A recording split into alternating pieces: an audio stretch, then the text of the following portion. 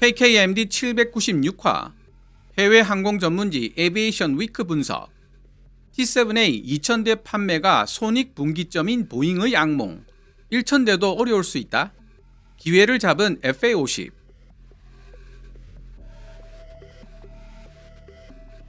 보잉 사브 컨소시엄이 온갖 잡음 속에서 개발하고 있는 T7A가 어떻게든 완성되어 세계 시장에 출시되는 날이 온다고 해도 보잉 사브 컨소시엄이 당초 기대했던 판매량이자 손익분기점이 될 수 있는 판매량 2000대에 한참 미치지 못하는 결과가 나올 가능성이 높다고 세계적인 항공 전문지 에비에이션 위크가 지난 2025년 2월 5일 분석했습니다.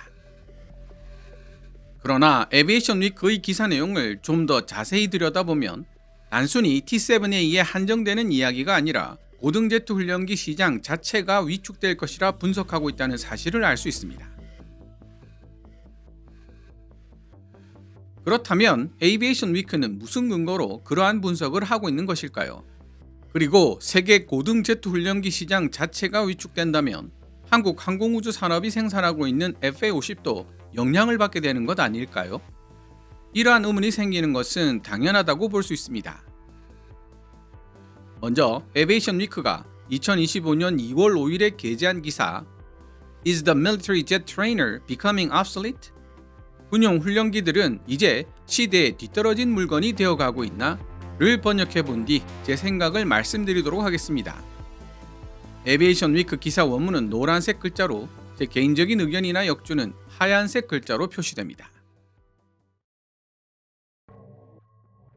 보잉의 고등제트 훈련기 T7A 레드호크는 험난한 개발 과정을 거쳤을 뿐만 아니라 암울한 미래에 직면할 수도 있다. 보잉은 2018년 유서 깊은 노스럽 T-38C 탈론을 대체하기 위해 미 공군이 주관한 92억 달러 규모의 TX 경쟁에서 승리했지만 거의 그 직후부터 고정 가격 계약에 대한 비용을 청구하기 시작했다. 가장 최근인 2024년 4분기에도 보잉은 5억 달러 규모에 이르는 비용을 청구했을 정도다. 보잉이 T7A 프로그램을 이유로 미 공군에 요청한 비용은 현재 27억 달러에 달했고 이는 T7A 개발 및 생산에 예상보다 많은 비용이 투입되고 있다는 사실을 반영하고 있다. 그에 더해 미 공군은 지난 1월 15일 T7A 양산 시점을 2026년으로 1년 더 연기하고 테스트 기간을 줄이기 위해 2025 회계연도에 양산형 기체 4대를 추가 구매한다고 밝혔다. 이러한 1년의 사태는 T7A의 개발 과정뿐만 아니라 T7A가 마침내 미 공군에 실전 배치되었을 때 국제시장에서 어떤 입장에 처하게 될지에 대한 전망에도 주목하게 만들었다. T7A 기본 계약은 381대를 생산하는 것인데 최대 475대까지 추가 생산할 수도 있다는 옵션이 붙어있다. 보잉과 주요 하청업체인 사브는 T7A 수출 시장이 최대 2000대까지 가능할 것이라 보고 있으며 이는 지금까지 발생한 재정적 손실을 메우기에 충분한 숫자다. 언뜻 보면 보잉과 사브가 추산한 해외 수출 시장 규모가 그럴듯해 보인다. 과거 유명세를 떨친 몇몇 고등제트 훈련기들이 엄청난 규모로 생산되었기 때문이다.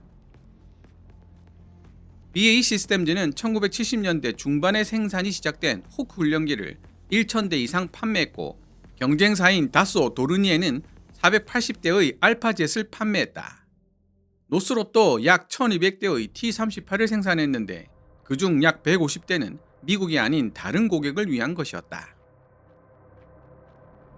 하지만 이례적으로 높은 비용으로 인해 군 파일럿 훈련 시장의 성격이 바뀌고 있다. 미 공군은 최전선 파일럿 한 명당 1천만 달러, 현재 환율로 하나 144억 이상이 지출되고 있는 것으로 추정하고 있는데 훈련기로 실시하는 훈련 비행에 지출되는 시간당 3천에서 5천 달러의 비용과 최전선 전투기의 비행에 지출되는 시간당 15,000에서 5만 달러의 비용이 주요 원인들 중 하나로 지목되고 있다.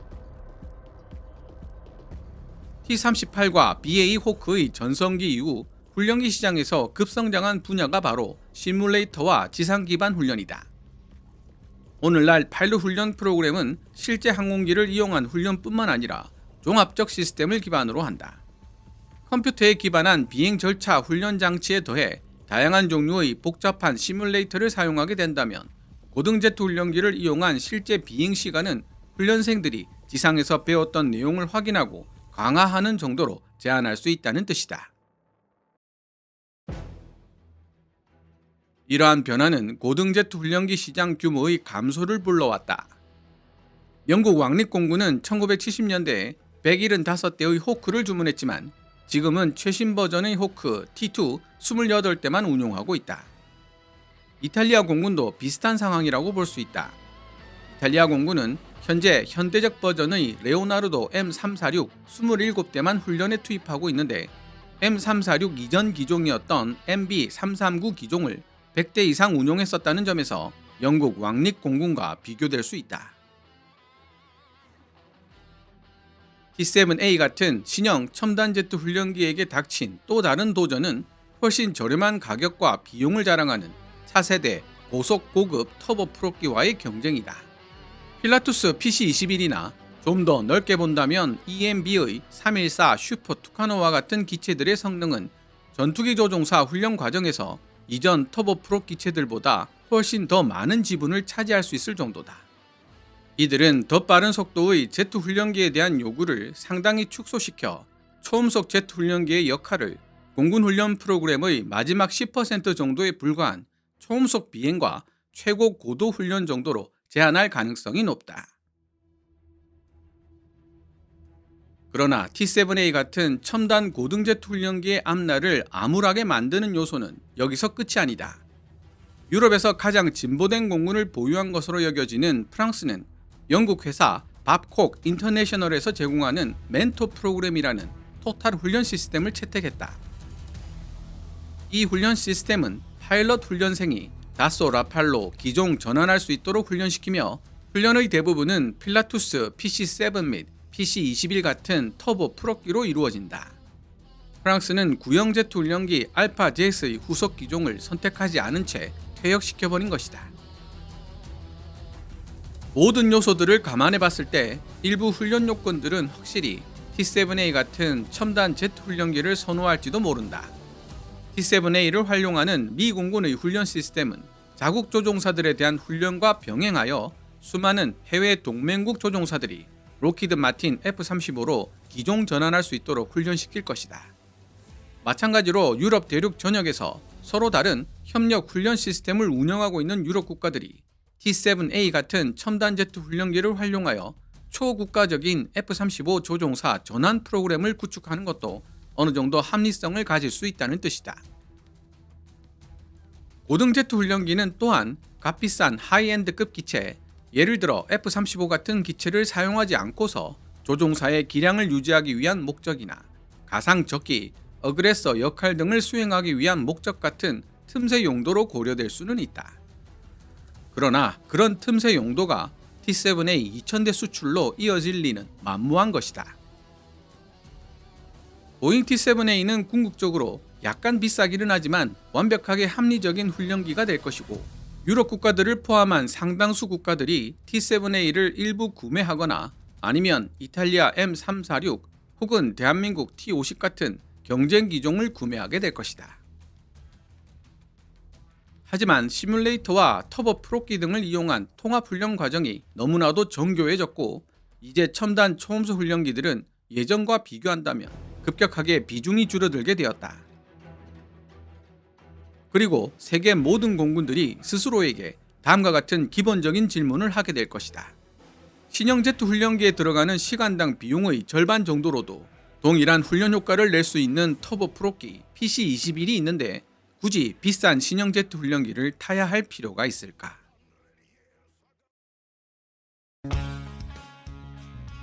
지금까지 세계적인 항공 전문지 에비에이션 위크가 2025년 2월 5일에 게재한 기사를 번역해 보았습니다.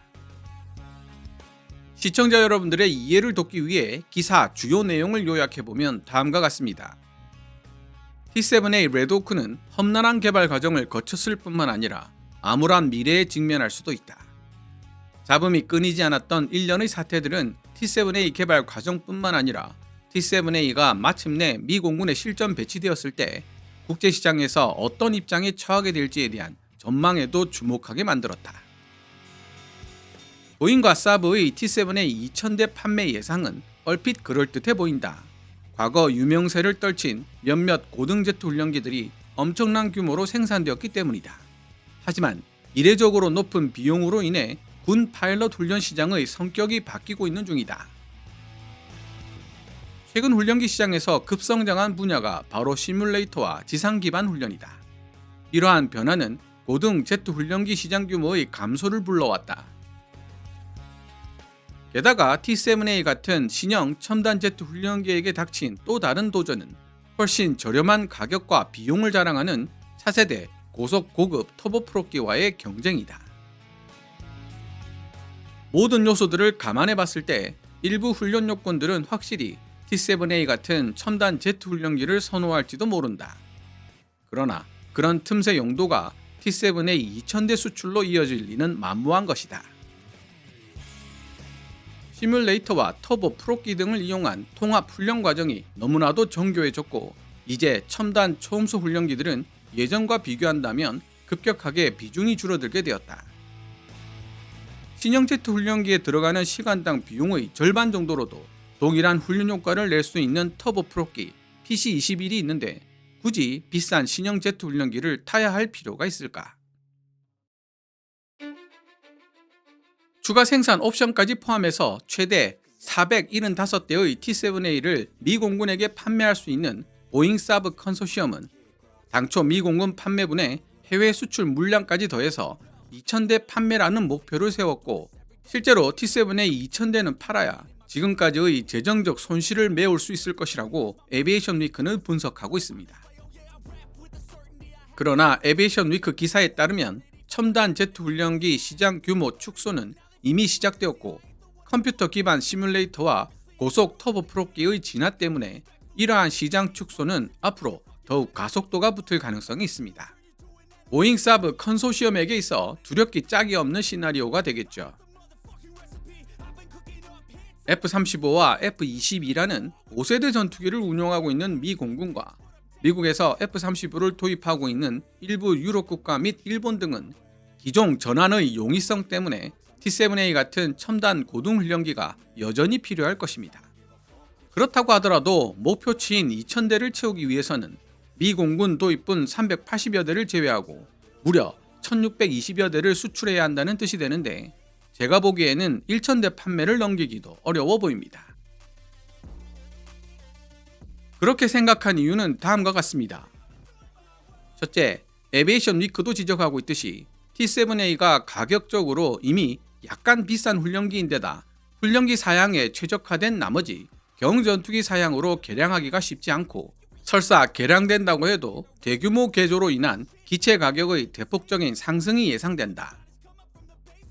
둘째, 전 세계 규모로 봤을 때 F-35를 도입하여 운용할 수 있는 나라는 오히려 소수에 속하고 대다수의 국가들은 4세대 혹은 4.5세대 전투기를 운용하고 있다. 이러한 대다수 국가들에게 있어 저렴한 비용으로 다양하게 운용할 수 있는 훈련기 겸 경전투기, 이를테면 FA-50 같은 존재들은 오히려 쓰임새가 많을 수밖에 없다.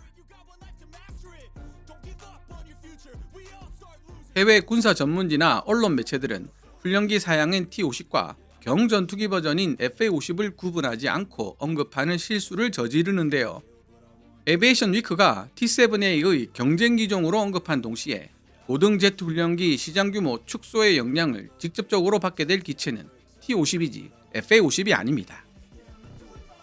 다른 말로 설명하자면 T-50이 타겟으로 설정한 시장이 T-38 탈론, 알파젯, L-39 등으로 한정되어 있다면 FA-50은 T-50의 시장에 더해 소련제 미코얀이나 수호이 시리즈, 미국제 F-5, A-37, A-4들이 차지하고 있던 로우급 경전투기 시장까지 커버할 수 있는 모델이라는 뜻입니다.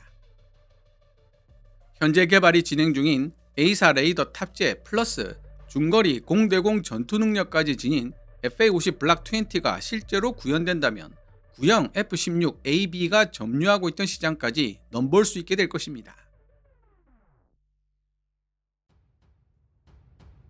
최근 해외로 수출되고 있는 기종의 대부분을 차지하고 있는 것이 고등훈련기 사양인 T-50이 아닌 경전투기 사양인 FA-50이라는 사실 역시 이러한 추론을 뒷받침해 줍니다.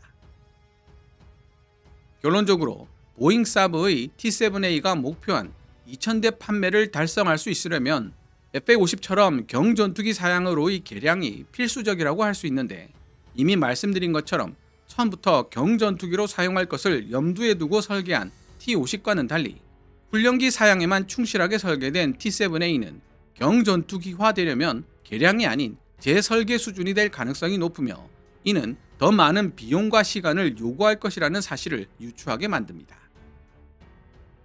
개인적으로는 FA-50을 단자화시킨 F-50 개발에도 박차를 가해야 T-7A와의 격차를 계속 유지할 수 있을 것이라는 생각이 드네요. 시청자 여러분들의 생각은 어떻습니까? 오늘 KKMD에서 준비한 내용은 여기까지입니다. 방송되었던 내용들은 KKMD 공식 블로그에서도 만나보실 수 있으니 구글이나 네이버 검색창에서 KKMD를 검색해 보시기 바랍니다. KKMD는 여러분들께서 챙겨봐 주시는 광고 수익으로 운영되고 있습니다만, 영상 제작을 직접 지원하고 싶다면 농협 9481216701호로 후원해 주셔도 됩니다. 지금까지 시청해 주셔서 감사합니다. Kevin's Military Channel KKMD